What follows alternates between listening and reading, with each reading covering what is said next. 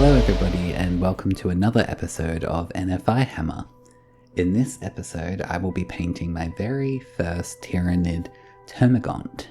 For those of you that are not familiar with my journey, I am a beginner that has just started in this hobby and I'm documenting my experience to help share my knowledge and to show other beginners that it's okay to make mistakes along the way.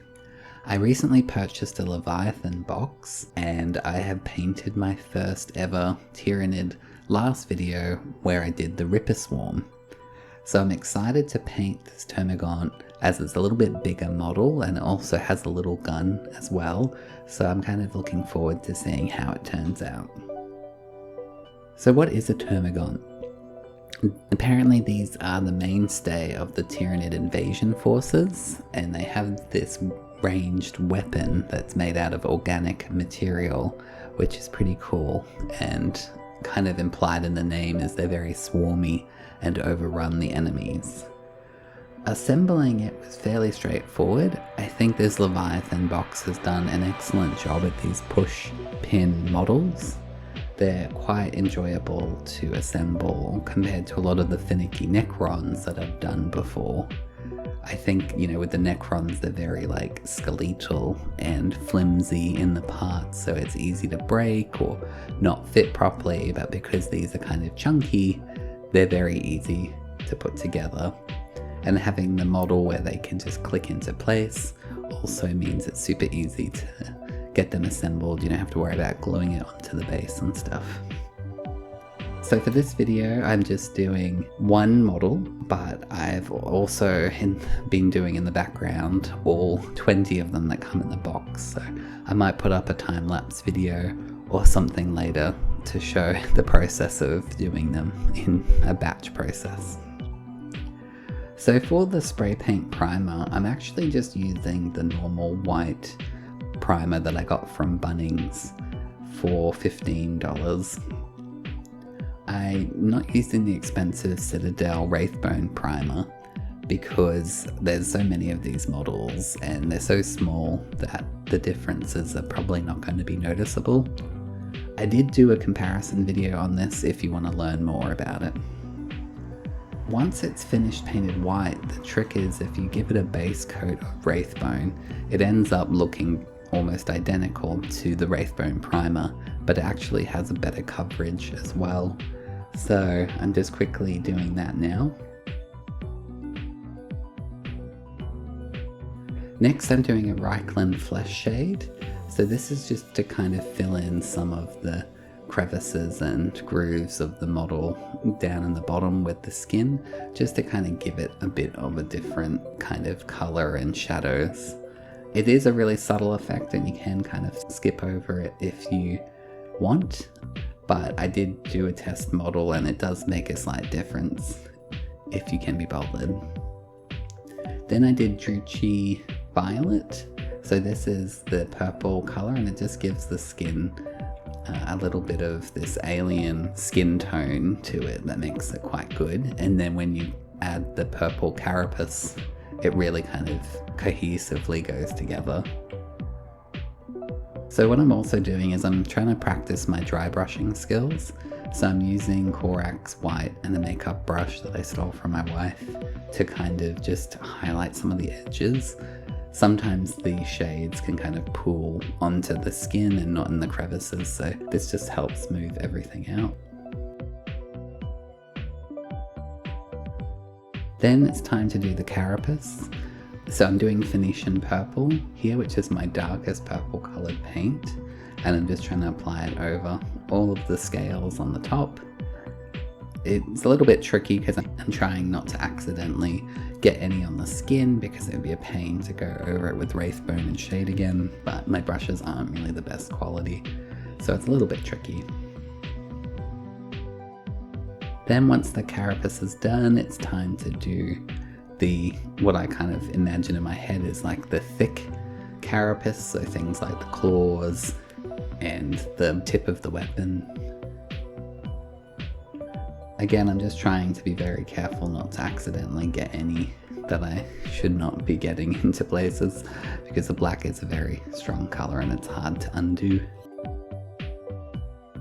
Next I would try to paint the eye with the Phalanx Yellow. So this is a really cool colour that I've been enjoying using. I've also got some new brushes as well. So this brush is a 0/5, which I think is like 1/5 of a 0. So it's very small.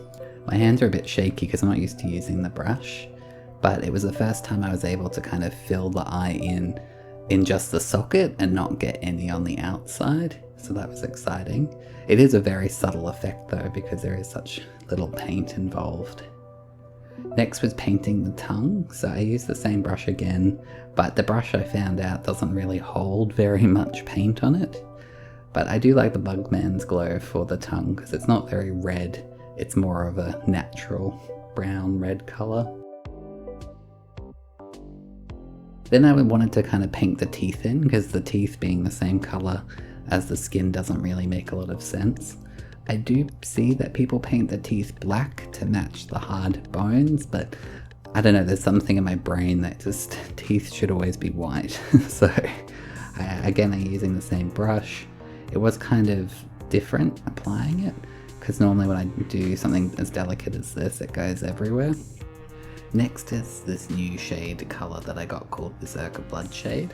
So I've noticed a lot with the Leviathan paint scheme that the tip of the weapons as well as the tubing between the hands and the weapon are a darker redder colour. I'm not 100% sold that this is good. I'm not sure if I like it or not, but I thought for my first Termagant I would follow the scheme as closely as possible. So I gave it a try and it turned out okay. Next is this other colour that I got for rust painting, Fire Dragon Bright, but I really like the vibrancy of it. So I am using it to fill in all the vents in the Termagant to kind of give it more of an alien biologic. Were they, I guess, human or non-human biologics? Non-human, and that was the assessment of people. Vibe to it. I kind of like how it makes the model kind of stand out a little bit more than just being just the one tone of purple. And then I realized that I had forgot to do the yellow in the gun. It has an eye socket as well, which is kind of creepy and cool, so I just painted that in. Again, I was kind of able to control the paint and keep it contained in the eye, which was nice. Next, I thought I'd try some feathering techniques on the carapace with Genestealer Purple.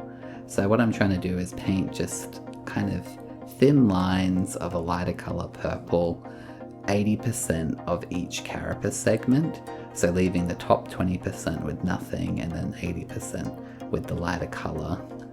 I was able with this paintbrush to actually paint some lines, which was nice. Last time I tried it on the Ripper Swarm, it came out very blocky. Then I'm getting an even lighter colour, Dechala Lilac, and I'm just doing the final 20% of each carapace scale in this colour. So that way it kind of, has 3 different tones of purple on each carapace. This one was a little bit tricky because the paintbrush had no, it did not hold the paint very well. So I had to keep topping it up. But I think overall the effect looked kind of cool. I did use it for a bit of edge highlighting as well along the top end of the carapace.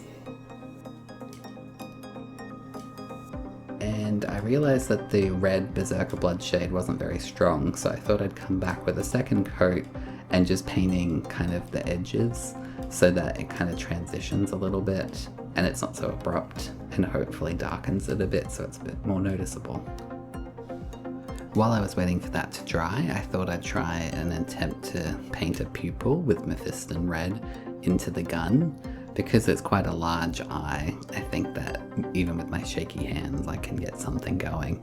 I wasn't brave enough to do it into the normal eye on the head because it's just such a small surface, but I think it kind of turned out okay. And then finally I just wanted to do some edge highlighting of the dark areas with Dark Reaper. So I don't often do edge highlighting with the black area, but I thought it's worth attempting, and this Dark Reaper seems to be an interesting grey shade. Again, I was using the new paintbrush, but it didn't really have much paint on it, so the effect was quite subtle, but in the end I didn't mind it so much.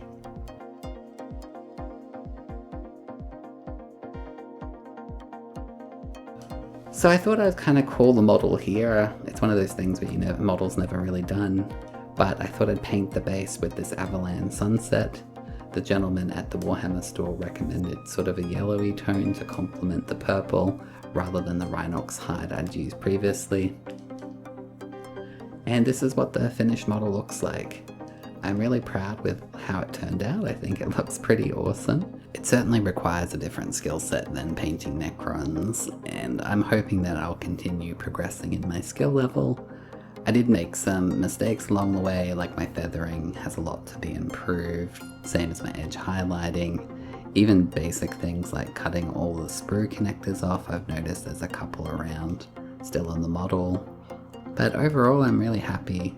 Again, as I said, if you made it this far, consider leaving a like, comment or a subscribe. It really helps the channel out, and it also makes me feel good that I'm not just talking out into the void.